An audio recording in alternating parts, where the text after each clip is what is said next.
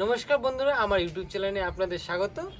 আজ আমরা কথা বলবো শীতের সবচেয়ে প্রিয় একটি গাছের সম্পর্কে। বেশ কিছুদিন আগে এই গোলাপ গাছটিকে আমি নার্সারি থেকে নিয়ে এসেছিলাম। তো আমি আমার বাড়ির পরিবেশের সাথে মানিয়ে নেওয়ার জন্য এই গাছটিকে কয়েকদিনের জন্য রেখে দিয়েছিলাম। বেশ কিছুদিন হলো আমার গাছটিকে নিয়ে আসা। এখন আমরা এই গাছটিকে অন্য একটা ভালো পটে আমরা রোপণ করব।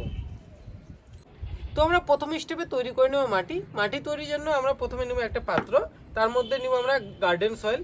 এটা একটি 6 ইঞ্চির পট আছে। এই 6 ইঞ্চি পটের আমরা অর্ধেক আমরা নিয়ে নিয়েছি গার্ডেন সয়েল। তো আমরা নিয়ে নিলাম গার্ডেন সয়েল সম পরিমাণ, অর্থাৎ হাফ পট আমরা নিয়ে নিচ্ছি বালি।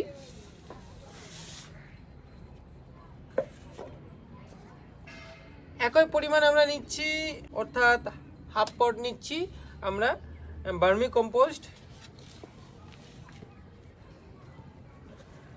দেন আমরা নিব, আমি এখানে একেবারে অল্প পরিমাণে কোকোপিট ইউজ করছি। হ্যাঁ, অল্প হলেও জল ধরে রাখার ক্ষমতা বাড়িয়ে দেয়, তাই আমরা এই ক্ষেত্রে আমরা এখানে কোকোপিট আমরা ইউজ করেছি। এবার আমরা যা করব, আমাদেরকে প্রথমে নিয়ে নিতে হবে কিছু পরিমাণ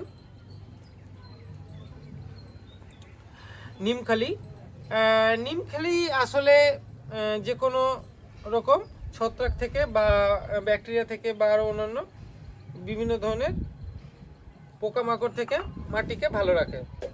এরপরে আমরা নিচ্ছি, এখানে আছে আমার পাতা হোক বা ফুল হোক শুকনো করে রাখা, যেগুলো এই সময় ঝরে যায়, সেই পাতাগুলোকে আমি শুকিয়ে নিয়েছি। শুকিয়ে এই পাতাগুলোকে আমি এখানে দেব। তো আমি ভালো করে নিয়ে এই যে হালকা করে গুঁড়ো করে করে আমি চারিদিকে দিয়ে দিচ্ছি।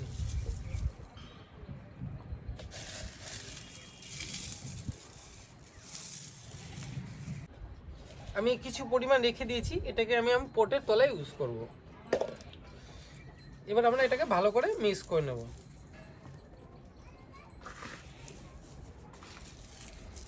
মাটিটাকে ভালো করে মিক্স করে নিচ্ছি।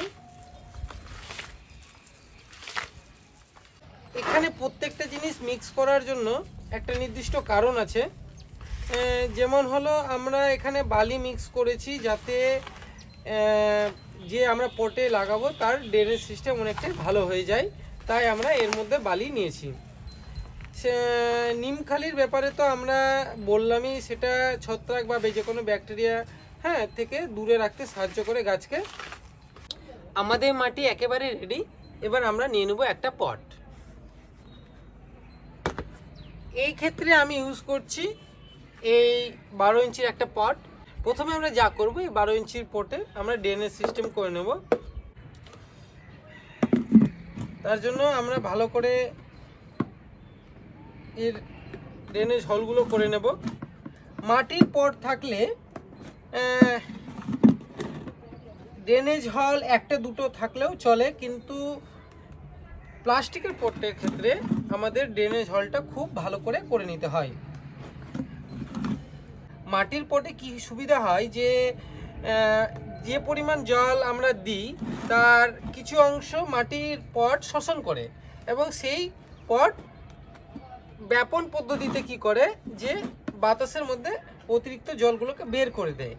সেই জন্যই আমাদের মাটির পটে কিন্তু এই সুবিধাটাই হয় যে আমাদের শিকড় সহজে পচে যায় না। বাট প্লাস্টিকের পট ইউজ করলে আমাদের ড্রেনেজ হলটা ভালো করে করে নিতে হয়। না হলে কি হয়, যে অতিরিক্ত জলটা বেরিয়ে যেতে পারে না, এবং আমাদের গাছের শিকড় ধীরে ধীরে পচতে শুরু করে। ড্রেনেজ হল কমপ্লিট এবং আমাদের পট একেবারে রেডি।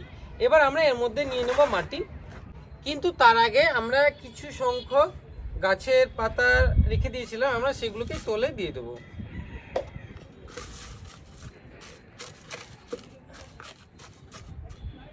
এবার আমরা এর মধ্যে দিব মাটি।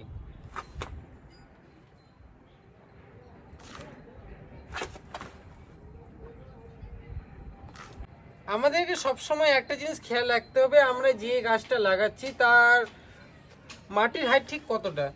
আমি যদি কম্পেয়ার করে দেখি, অ্যাটলিস্ট আমাকে এর 50%-এর আশেপাশে মাটি আমাদেরকে অলরেডি প্রথমেই পূরণ করে নিতে হবে।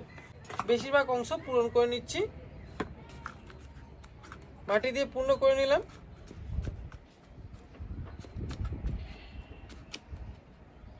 এবার আমরা এই গাছটিকে আমরা এই চটের বস্তা বা এই গ্রো ব্যাগ যে আছে সেখান থেকে আমরা আলাদা করব।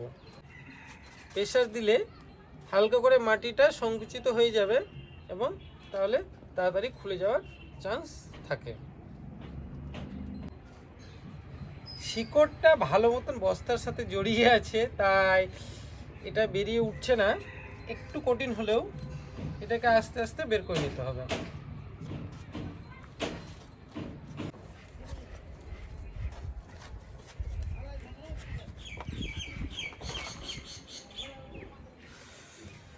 তো আমরা আলাদা করে নিয়েছি, এবার আমরা এটিকে রেখে দেবো এর মাঝখানে, ঠিক মাঝ বরাবর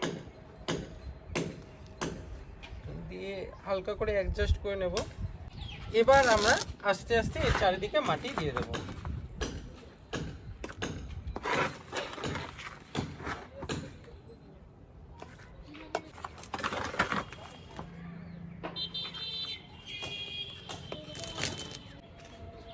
দিয়ে হালকা করে আমরা প্রেস করে দেবো চারিদিকটা। গাছ লাগানো কমপ্লিট। এবার আমরা এর মধ্যে হিউমিক অ্যাসিড মিশ্রিত জল দিয়ে দেব। আমরা নিয়েছি বালতিতে 1 লিটার জল। এবার আমরা এর মধ্যে দিয়ে দেব মোটামুটি 3 গ্রাম বা হাফ চামচের আশেপাশে, ছোট চামচের হাফ চামচের আশেপাশে হিউমিক অ্যাসিড। এবার আমরা এটাকে ভালো করে মিক্স করে নেব। ভালো মতন মিক্স করে নিয়েছি। এবার আমরা আস্তে আস্তে এর চারিদিকে জল দিয়ে দেব।